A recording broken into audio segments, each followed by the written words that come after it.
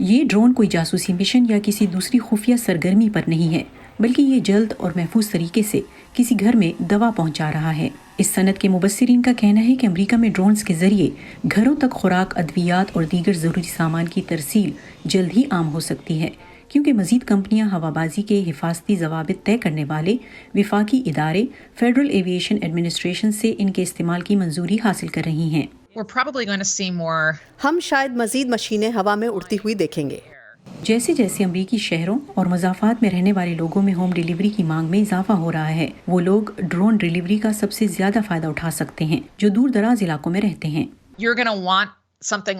آپ ڈرون جیسی کوئی چیز چاہیں گے جو آپ کا پتہ ڈھونڈنے اور وہ طبی رسد آپ تک پہنچانے کی اہل ہو جس کی آپ کو ضرورت ہو سکتی ہے۔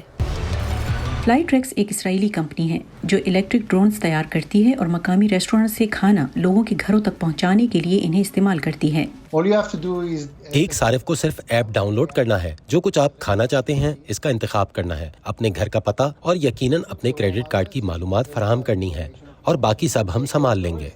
فلائی ٹریکس کے سی ای او اور ڈرون کے ذریعے ہوم ڈیلیوری کو کار یا ٹرک کے ذریعے ڈیلیوری جتنا ہی محفوظ اور لاگت کے اعتبار سے کم خرچ سمجھتے ہیں۔ فلائی ٹریکس کی بنیاد رکھنے سے پہلے یاریف باش ایک ایسی کمپنی کے بانی تھے جس نے چاند کے لیے پہلا نجی انٹرپلینیٹری روبوٹک مشن شروع کیا تھا۔ تو چاند پر جانے کی 2 لاکھ میل کی پرواز کے بجائے ہم زمین سے 200 فٹ بلند ہو کر لوگوں کے گھروں کے صحن میں جا پہنچتے ہیں۔ تقریباً ایک ہی بات ہے نا؟ امریکہ میں فلائی ٹریکس ڈرونز اس وقت ریاست نارتھ کیرولائنا میں 3 مقامات پر کام کر رہے ہیں۔ تو ان 3 مقامات پر تقریباً 10,000 خاندان آباد ہیں، اور جیسے جیسے ہم اپنی سروس کو مزید علاقوں تک بڑھاتے ہیں اور FAA سے مزید منظوری حاصل کرتے ہیں تو استعمال کے امکانات لامحدود ہیں۔ جولی ٹیبو کی رپورٹ کے ساتھ نیلوفر مغل، وائس آف امریکہ۔